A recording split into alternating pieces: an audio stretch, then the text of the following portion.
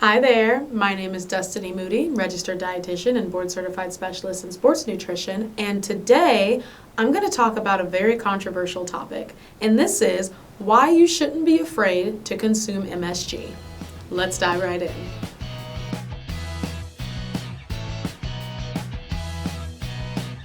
The crazy thing about food marketing is how effective it is at subconsciously affecting our food choices. There's something crazy about us fearing or subconsciously avoiding an ingredient that we've never tried, we don't know what it is or why it's even bad for us. I'm sure you've seen things that say no nitrates used or no MSG used or something like that, and you don't even know what those things are, but if somebody brings up nitrates or MSG, your brain may go to thinking, oh, that's bad.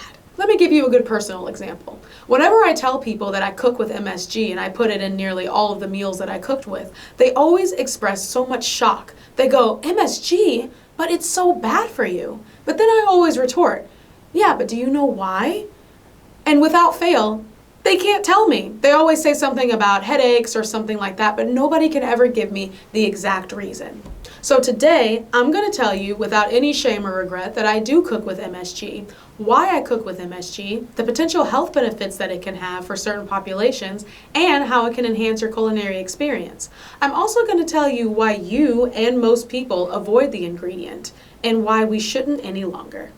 So the acronym MSG right off the bat already sounds like something very artificial, but it's actually a natural compound that can be found naturally in a lot of foods like cheese, seaweed, and even tomatoes. So MSG actually stands for monosodium glutamate, and it was discovered in Japan in around the early 1900s by a scientist that wanted to duplicate the rich flavor of seaweed for soup. Now, if you took basic health class, you probably remember the 4 basic tastes that our tongue can detect: sour, sweet, salty, and bitter.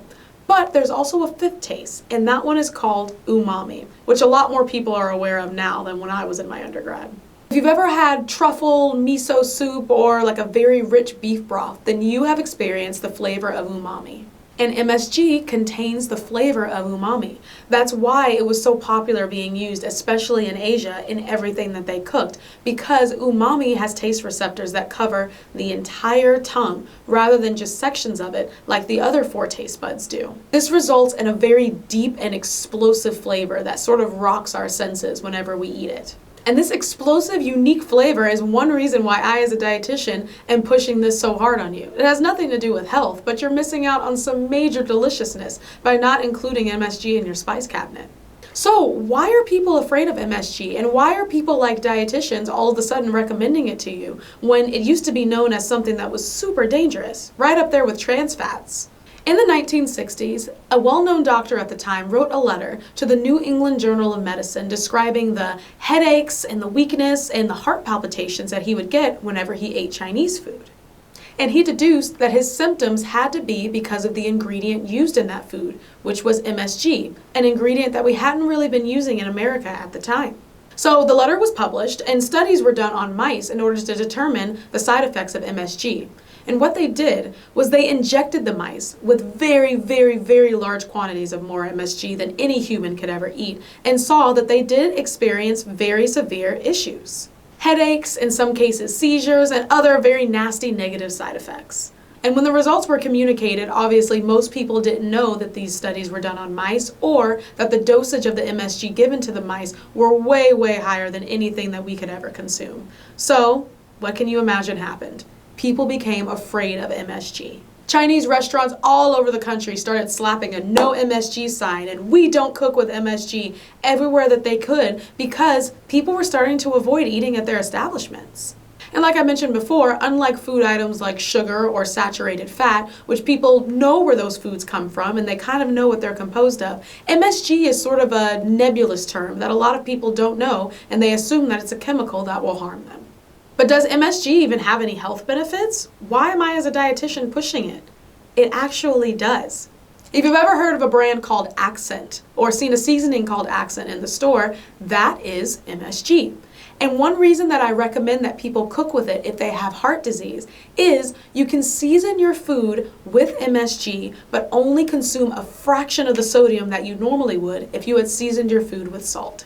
Anyone who knows me knows that I'm a huge advocate of preserving quality of life in people that have chronic diseases. This is why I don't mind that anybody that has diabetes has diet soda every now and then, because just because you have diabetes doesn't mean that you shouldn't be able to enjoy soda. And just because you have heart disease doesn't mean that you should miss out on any tasty food.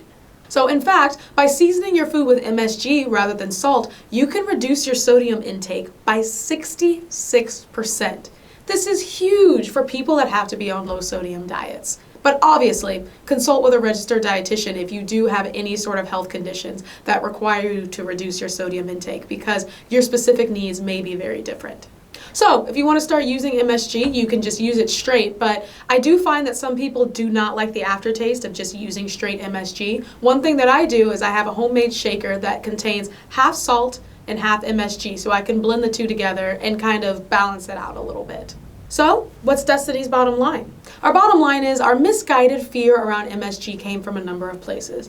One, it came from a little bit of xenophobia, and that I believe that doctor wrote that letter just because he wasn't familiar with what sort of ingredients were going in Chinese cuisine.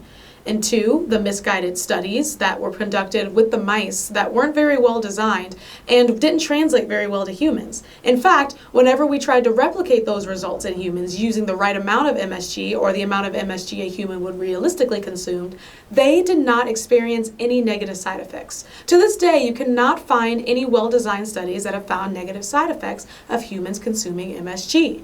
And three, like I spoke about from the beginning, it's very effective food marketing, or it's just food marketing in general, that have sort of conditioned our brains to think that something was bad when we didn't even know why it was bad in the first place, or what it was. In general, I know a lot of Asian American dietitians that are very, very happy that MSG is starting to become embraced more and more. But we as dietitians have to do our part to get this message out there and to have people stop fearing this ingredient once and for all. And if you suffer from heart disease or you need to consume a low sodium diet because of other health conditions, it's a good idea to bring MSG up to your doctor to see if it's a good idea and find out what your sodium needs are individually. This is the Athlete's Dietitian signing off.